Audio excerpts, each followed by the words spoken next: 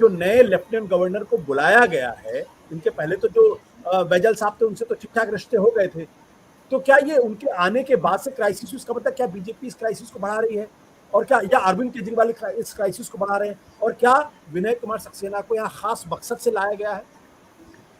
देखिए, सबसे पहली बात तो ये है कि टकराव तो पहले से था हाँ, केंद्र और दिल्ली सरकार में। दिल्ली की आम आदमी पार्टी सरकार जब से आई है, तो वो ये बिल्कुल उसको पता था कि ये टकराव होगा, और इस टकराव के चलते ही उन्होंने जिसे कहते हैं ना कि साधारण भाषा में पंगे भी लिए केंद्र सरकार से। बहुत सारी चीज़ें वो खुद ही कोर्ट में लेके गए। 2000 अगस्त 2018 में जो फैसला आया था, उसके बाद से ऐसा लग रहा था कि दिल्ली का big boss CM Arvind Kejriwal, यानी कि दिल्ली की चुनी हुई सरकार है। लेकिन केंद्र भी उस बात को स्वीकार करने के लिए, या आप कहें कि उसको मानने के लिए, या बिल्कुल उसके सामने झुकने के लिए तैयार नहीं था।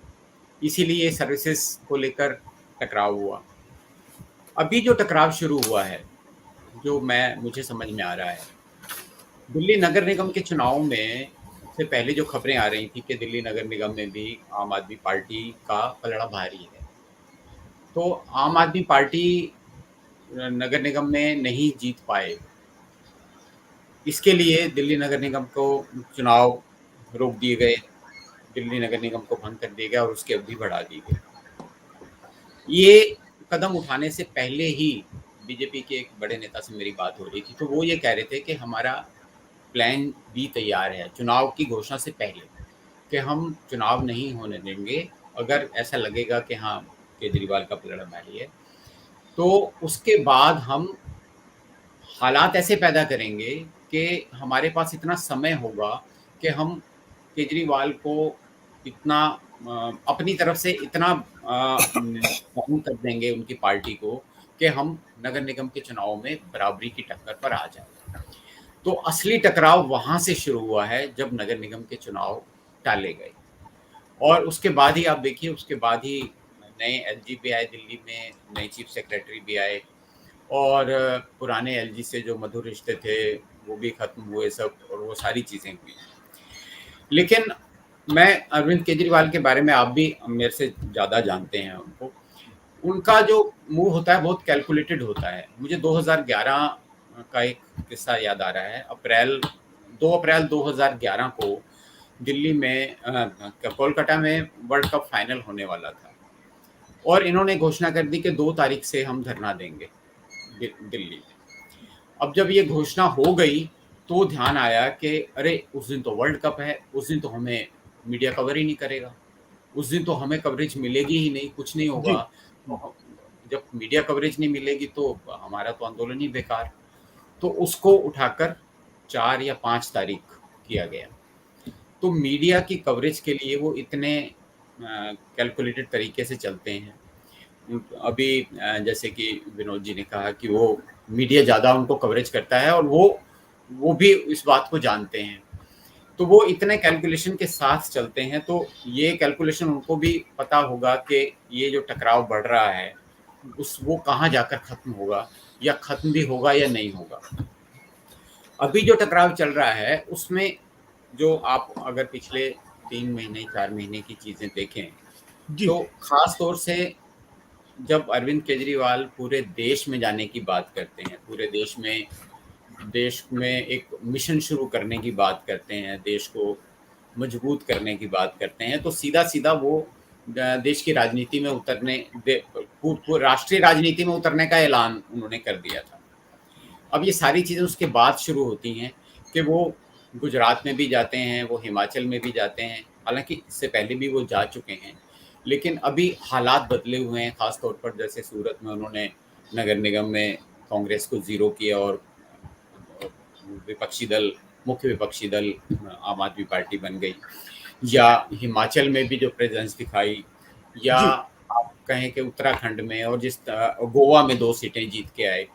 तो ये सारी चीज़ें उनको एक राष्ट्रीय नेता, उनको ये प्रेरित करती है कि आप अब राष्ट्रीय राजनीति में उतर आएँ, और वो उतर आए। ये सारी चीज़ें उसके बाद से शुरू हुई हैं। उसके बाद ही जब नए एलजी आए तो उन्होंने आते ही सीबीआई इंक्वायरी की सिफारिश कर दी। लेकिन मुझे अब ये लग रहा है, पिछले कुछ दिनों से जो हो रहा है, कि अरविंद केजरीवाल उस उतनी कैलकुलेशन के साथ नहीं कर पा रहे, नहीं चल पा रहे जो वो अब तक करते आए थे। मसलन अभी आप देखिए कि जिस तरह से अभी उन्होंने एक दिन का दिल्ली विधानसभा का सेशन बुलाया, शुक्रवार को वो एक दिन का स्पेशल सेशन था, और उसके एजेंडा में ये कहा गया था कि शिक्षा और स्वास्थ्य पर बात होगी। लेकिन जब तक वो सेशन शुरू हुआ तो शिक्षा और स्वास्थ्य पीछे छूट गए, और वहाँ चर्चा हुई मनीष सिसोदिया के घर छापे पड़ने की, और मनीष सिसोदिया के साथ साथ बाकी एमएलएस को ऑपरेशन लोटस के तहत बीजेपी में लाने की। जी। एक दिन का सेशन एक दिन में नहीं खत्म हुआ। अगले उसी दिन बात करते करते केजरीवाल ने कहा कि मैं अब विश्वास मत हासिल करूंगा। अब 62 आपके सदस्य हैं, विश्वास मत का कोई मतलब नहीं है, लेकिन वो कहते हैं नहीं, मैं दिखाने की कोशिश कर रहा हूं कि मेरा एक भी सदस्य नहीं टूटा। जी जी जी। मैं बीजेपी को चुनौती देता हूं कि मेरा एक भी सदस्य नहीं तोड़ सकते आप। अब सबसे पहले तो ये सवाल है कि ऐसा कोई ऑपरेशन हुआ?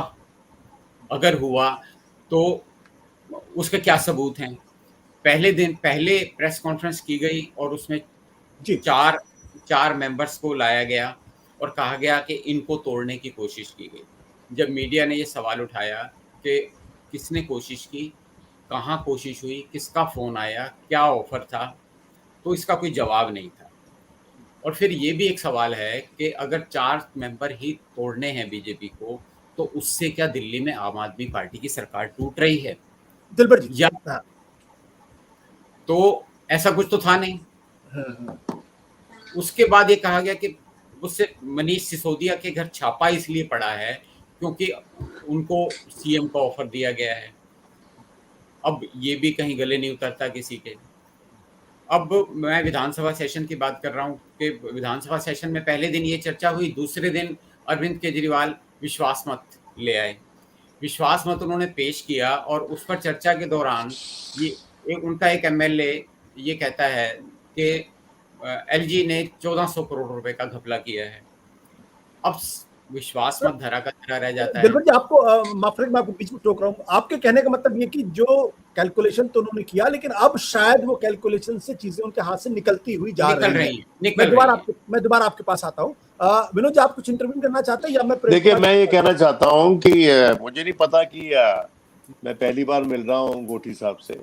अच्छा लगा आपसे मिलकर। लेकिन ये देखिए, जो इन्होंने म्युनिसिपल कॉर्पोरेशन में किया है, सबको इकट्ठा कर दिया है म्युनिसिपल कॉर्पोरेशंस को, और वहां पर जितने भी फाइनेंशियल पावर्स थी वो केंद्र ने ले ली है।